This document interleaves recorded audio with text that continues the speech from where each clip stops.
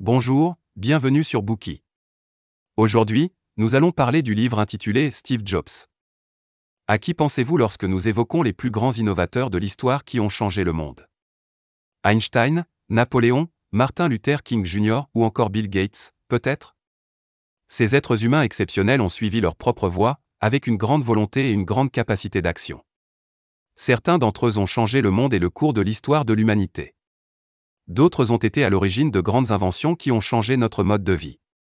Bien sûr, il y a aussi une catégorie importante de personnes qui estimaient qu'aucune règle au monde ne pouvait les contrôler. L'un d'entre eux disait avec assurance que « vivre, c'est changer le monde ». Beaucoup le considéraient et continuent de le considérer comme un génie et un fou à la fois. Il s'agit du cofondateur d'Apple Inc. Steve Jobs. Au cours de sa vie, Jobs a joué un rôle majeur dans la création de deux entreprises publiques, Apple Inc. et Pixar Animation Studio. La valeur d'Apple a atteint plus de 1000 milliards de dollars, et elle a occupé la première place dans le classement des entreprises mondiales les mieux cotées du magazine Fortune pendant 11 années consécutives. Outre la création d'Apple, M. Jobs a aussi révolutionné 6 secteurs d'activité, les ordinateurs personnels, les films d'animation, la musique, les téléphones, les tablettes électroniques et l'édition numérique. Grâce au fondateur d'Apple, la vie des gens du monde entier a connu un bouleversement sans précédent. L'auteur de ce livre, Walter Isaacson, est un célèbre biographe américain. Il a été le directeur de la rédaction du magazine Time et le PDG de CNN, le géant mondial des médias. Il a écrit les biographies de plusieurs personnalités qui ont changé le monde, comme Léonard de Vinci, Benjamin Franklin et Albert Einstein. Steve Jobs a personnellement demandé à 2 reprises à Isaacson d'écrire sa biographie. Il avait entièrement confiance en cet auteur et biographe américain qu'il pensait être doué pour faire parler les gens et croyait profondément en sa capacité à écrire une grande biographie. Pendant son travail, l'auteur a réalisé plus de 40 entretiens approfondis en face à face avec Jobs. Ce dernier était la majeure partie du temps une personne très discrète, mais il n'a fait preuve d'aucune réserve à l'égard du biographe. Isaacson a même été autorisé à interviewer librement plus de 100 personnes, dont des membres de la famille de Jobs, des amis, des collègues de travail, et même des concurrents et des ennemis. Cela l'a aidé à corroborer l'authenticité des événements relatés. Tout cela a permis de créer le livre Steve Jobs, tel que nous le connaissons aujourd'hui. Dans le Bookey d'aujourd'hui, nous allons vous présenter la vie légendaire de Jobs en 3 parties. Premièrement, nous aborderons l'histoire de son génie et de sa folie. Deuxièmement, nous verrons comment il a été la clé de l'unicité d'Apple. Et enfin, nous dévoilerons la face cachée de Jobs. Première partie, l'émergence de son génie et de sa folie.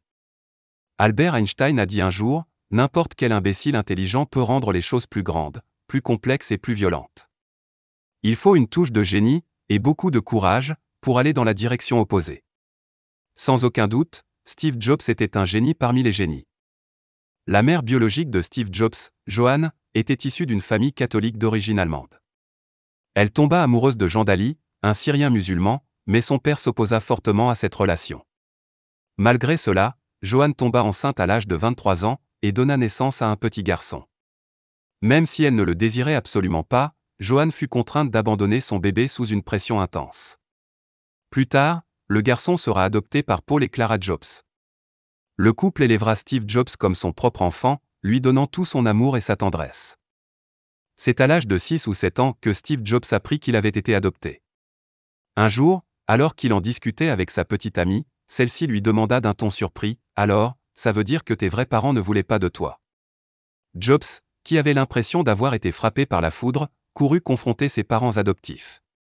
Ces derniers lui répondirent, « Non, tu dois comprendre ce qu'il s'est passé. Nous t'avons spécialement choisi, toi et pas un autre. » Comme ses parents adoptifs l'ont entouré de beaucoup d'amour et d'attention, Jobs a vu dans son abandon par ses propres parents et dans son adoption une opportunité qui l'avait rendu plus indépendant. Cependant, l'extrême désir de contrôle inhérent à sa personnalité pourrait provenir de son expérience d'enfant abandonné. L'insécurité profonde qui régnait dans son cœur le poussait à vouloir prendre le contrôle de tout ce qui l'entourait. À l'âge de 5 ans, Jobs et sa famille déménagèrent à Mountain View, une ville située dans la partie sud de la baie de San Francisco et à l'origine de la Silicon Valley. 2 facteurs ont façonné l'avenir de cette région. Tout d'abord, un grand nombre d'étudiants de retour d'université après la Seconde Guerre mondiale stimulait l'esprit d'entreprise, ainsi que l'emploi dans cette région. L'université de Stanford, qui était implantée dans ce lieu, y ouvrit un parc industriel. L'une des premières entreprises à s'y installer fut Hewlett-Packard. Par la suite, Kodak et General Electric y emménagèrent aussi des centres de recherche technologique. À la fin des années 1960, diverses tendances culturelles convergeaient à San Francisco, et particulièrement dans la Silicon Valley.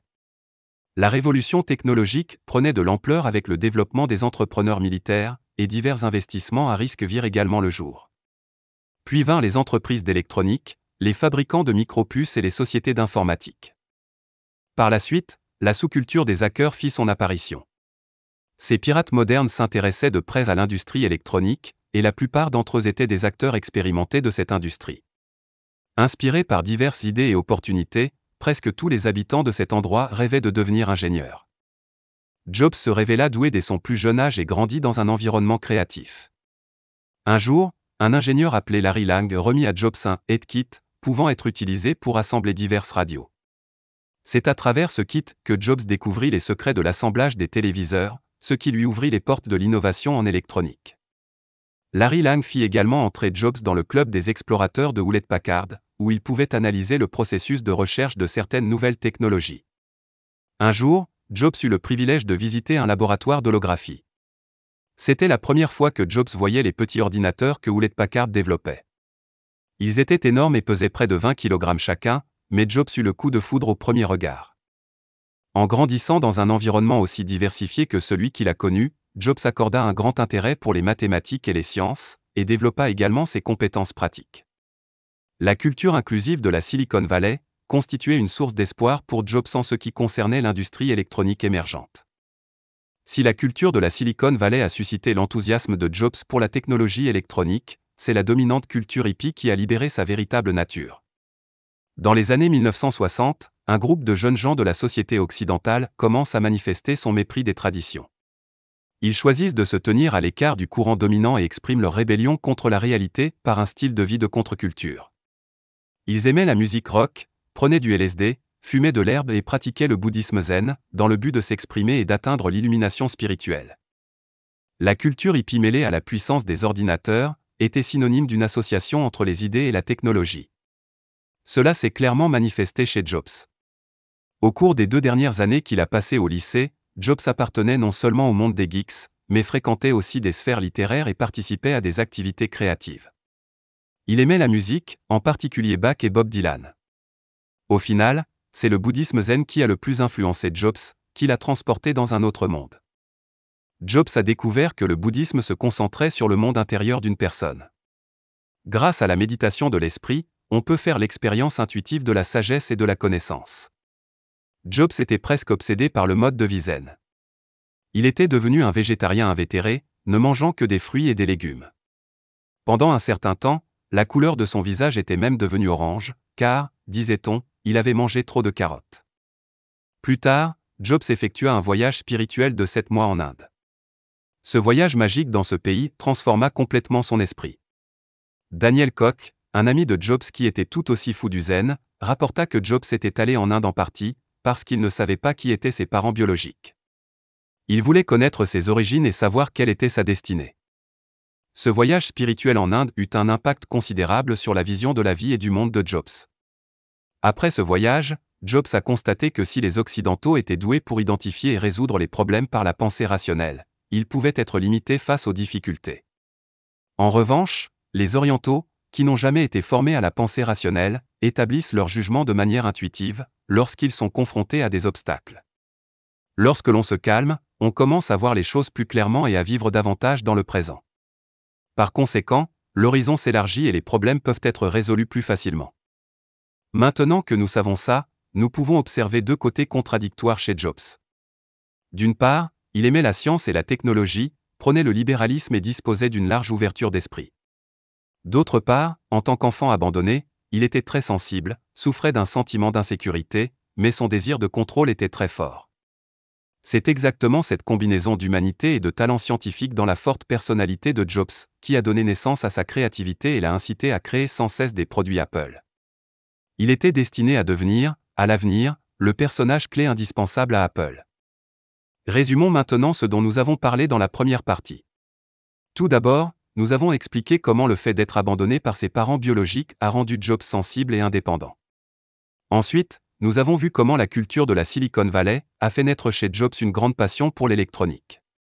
Enfin, nous avons appris comment la culture hippie et le bouddhisme zen ont permis à Jobs de trouver une pratique spirituelle qui a libéré sa personnalité et ouvert ses horizons. Merci d'avoir écouté. Vérifiez le lien ci-dessous pour déverrouiller le contenu complet.